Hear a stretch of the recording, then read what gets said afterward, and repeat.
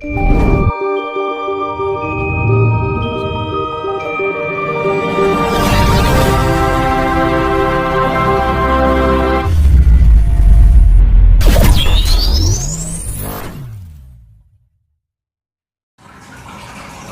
paham masalah ginian tuh dari sejak kecil.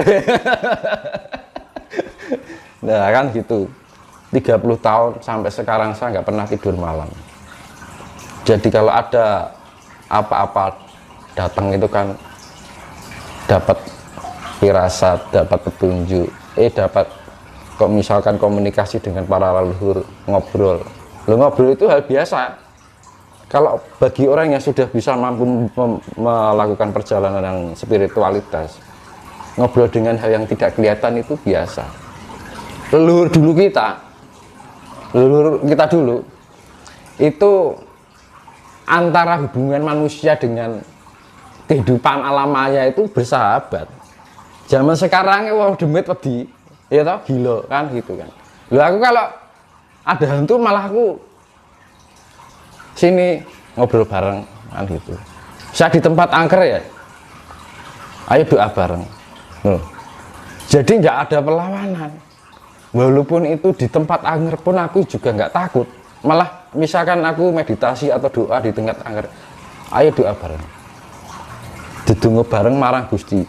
Ngandani gaib iku lebih gampang daripada ngandani menungso kan gitu. Menungso ki angel tatanane. Kalau ngandani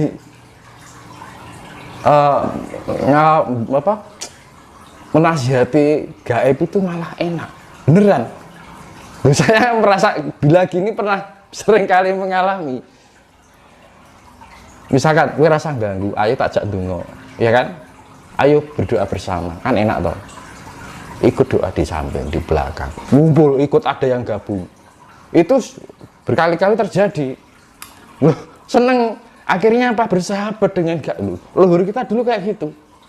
Antara alam maya dan alam nyata itu bersahabat, ada keselarasan.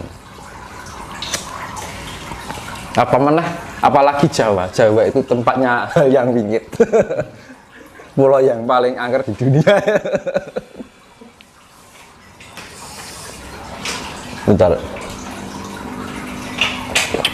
Jadi gini, saya kembalikan ya. Hubungan manusia yang berjasad dan tidak berjasad sekarang sudah tidak ada keharmonisan. Seakan-akan tuh disekat, padahal kita sesama hidup, ya kan? Aku biar ketemu wujud siluman pun aja, saya pernah ke gunung. Ada belut putih pakai mahkota gitu, lewat di jalan, aku lewat, saya belum. Kamu mau apa gitu ya, nanti sumbang dungo kan gitu ben entuk kasampurnan. Seneng kok mas, dia didoakan itu seneng. Ketika kita mampu bisa menyatu dengan alam, kita caranya gini, kita menyerap energi dari alam, kita salurkan ke dia. Itu sangat senang sekali. Makanya aku dimanapun tempat berada, seangker apapun aku ya biasa wae. Tanggap mereka itu adalah ya bagian dari kita. Cuman bedanya apa? Bedanya kita berjasad, mereka enggak gitu kan. Cuman itu aja kan. Sama-sama ciptaan Tuhan. Kadang-kadang orang menganggap setan, kan kasihan dia anggap setan.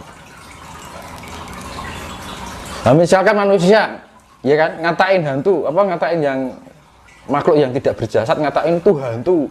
Lah ketika orang itu sudah tidak berjasad, dia jadi hantu, dikatain orang yang masih berjasad, apa nggak sakit hati? Kan gitu kan. Nah, itu juga bagian dari kesadaran diri seseorang. Kan gitu. Jangan mentang-mentang jadi manusia. Karena apa yang terjadi sekarang? Manusia itu mentang-mentang jadi manusia. Tidak menghiraukan sekelilingnya itu baik yang berjasad atau tidak kan gitu. Nah, hubungan keselarasan itu sudah hilang. Kita dulu bangun candi loh, sing ngewangi siapa mas? Nek gak demit. Bandung Woso itu bisa membangun candi satu malam, itu yang membantu apa? Dimensi lain. makhluk-makhluk dimensi lain.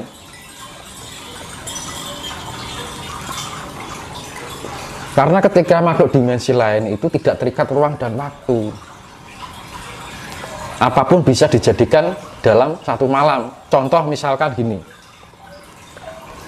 jenengan nyangrah nomor, ya, korek ini, misalkan korek, pentol korek ya, ini dikasih kertas tulisannya di dalam, ya kan, terus didekek, dilem loh mas, terus tulisannya dipindah di luar, logikanya gimana? Pernah nyoba jenengan? Misalkan nyagrah angka loh, nomor loh. Nah iya, nah itu alam gaib itu bisa main sulap gitu loh.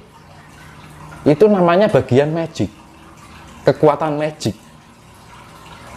Kalau di film luar negeri ya kayak Harry Potter kayak itu loh. Lalu kita Lemuria itu dulu kayak gitu.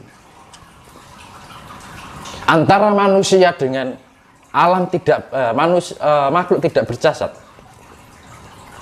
ya kayak kita dengan kita ini. Dan saya itu juga belajar dari dulu sampai sekarang itu belajar dengan itu. Karena apa?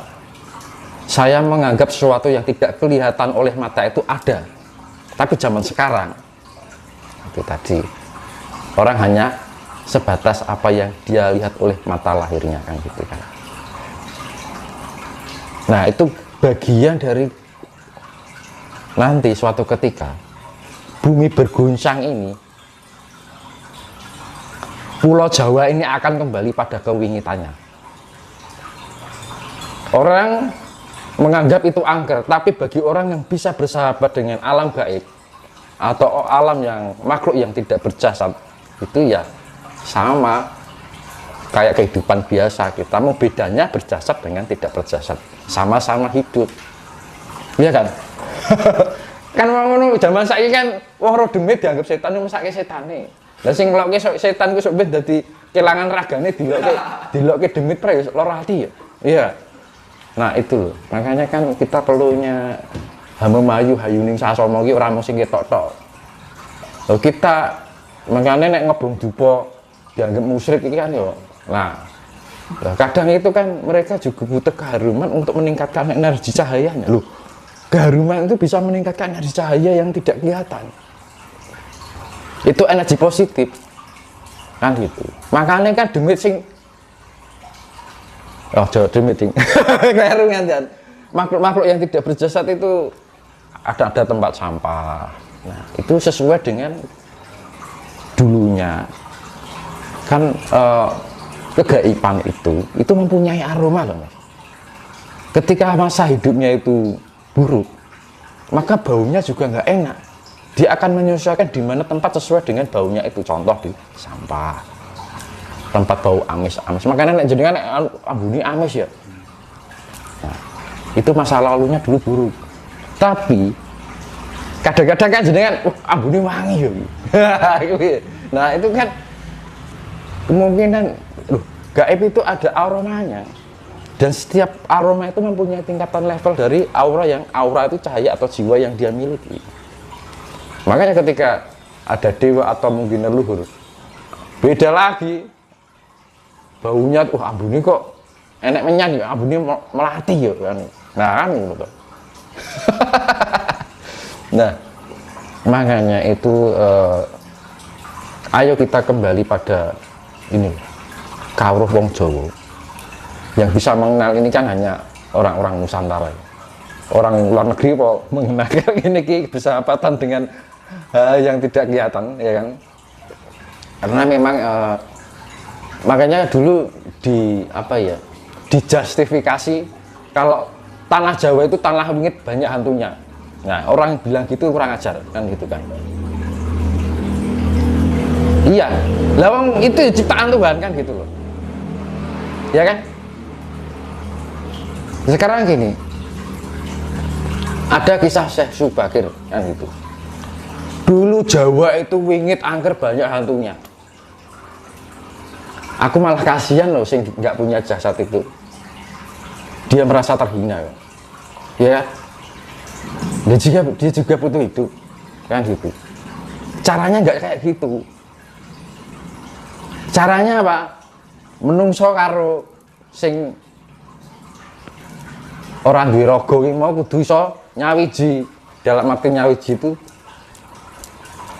berselaras, ya kan, saling melengkapi, ada keselarasan hidup, ya kan, saling mengayomi. Makanya kan ya itulah saya bilang, saya dengan bahasa kasar saya ya, dulu Jawa itu tanah wingit yang banyak makhluk halusnya. Ketika dianggap bahwa tanah Jawa itu masih banyak lelembut dan pokoknya hal-hal yang tidak kelihatan dianggap itu tanah yang nggak sepantasnya dinilai buruk. Bila ada orang mengatakan itu, saya anggap itu kurang ajar, kan gitu. Karena apa, Pak? Hal yang gaib itu juga perlu dibela. Orang menungso golek benere dhewe, golek menange dhewe. Manusia itu selalu mendominasi segala sesuatu yang ada di bumi ini. Seakan-akan manusia itu punya peran utama, kan? Ya kan? Apa sekarang di galaksi lain ada kehidupan? Apa manusia tahu? Nah, kadang-kadang orang merasa besar diri, merasa mempunyai peran utama gitu loh. Ibaratnya ning sinetron itu dadi lakone. Ya tak? Lah iya. Orang nggak berpikir, hanya sebatas pemikirannya hanya sebatas manusiawi, ragawi, kan gitu. Nah, makanya perlu dibangkitkan kawruh budining tanah Jawi. Itu gunanya untuk yang saya jelaskan ini biar paham semuanya, kan gitu kan. Ya kan? Jangan menghina yang tidak berjasad, kan gitu. Mereka juga hidup. Ketika orang yang menghina itu sudah tidak punya jasad lagi, maka dia akan dipermalukan kembali sama orang yang sudah yang punya berjasad. Kan menyakitkan kayak gitu kan. Nah itu makanya Jawa dulu itu antara gaib dengan non gaib atau nyata itu bersahabat. Ono sifat paseduluran. Makanya leluhur kita bikin candi yang bantu siapa? Ya kan? Majapahit. Kerajaannya lenyap itu yang membantu siapa? Ya sedulurnya yang nggak kelihatan. Majapahit itu punya abdi yang nggak kelihatan. Dengan menutupi awan. Dulu ketika Majapahit dikejar-kejar dari abdi-abdinya dari Demak, itu kan juga dilindungi oleh abdinya Majapahit yang berwujud gaib. Makanya kan ketika melarikan diri nggak ada yang tahu.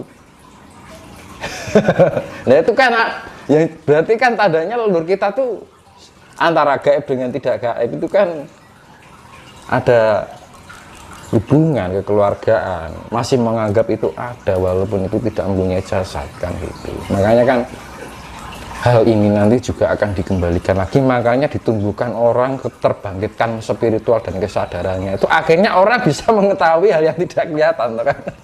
Yang awalnya hanya melihat sebatas mata lahir, akhirnya bisa mengatakan itu tandanya bahwa alam dan leluhur ini mengenalkan kembali pada budaya leluhur di masa lampau. Gitu.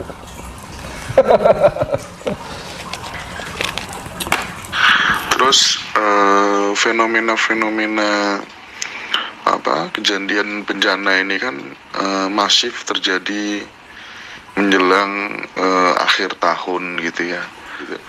Karena ada beberapa praktisi spiritual gitu mencoba untuk meyakinkan kepada kita bahwa memuncak itu bencana itu nanti, dan dikata kemudian benar-benar terjadi itu disebabkan karena apa kira-kira, dan bagaimana kemudian kita bisa selamat lah bahasanya.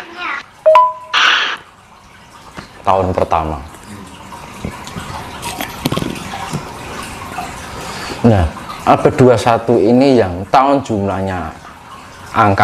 angkanya 6 itu di akhir tahun itu diwaspadai. Contoh 2004 kan jumlahnya 6, dan ini 6 itu 3 kali berturut-turut. 2004, kemudian 2013 kan 2, 1, 3 kan 6 loh mas. Dan ini kan 2022 3 kali berturut-turut, ya kan. 2004 Desember terjadi apa? Tsunami Aceh kan, ya kan. Tanggal 26 Desember. Terus tahun ketiga yang jumlahnya 6 di abad 21 ini jatuh pada 2013.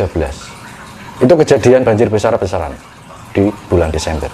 Tahun kedua nggak masalah, masalahnya genap, terhitung genap. Nah ini tahun yang ketiga, 2022 kan di jumlah 6, ya kan, bulan Desember, abad 21 tahun ketiga yang tahunnya angkanya di jumlah 6, dan itu perlu diwaspadai. Entah itu terjadi atau enggak, ya sing hati-hati ya gitu loh, jangan pergi ke tempat yang mungkin rawan.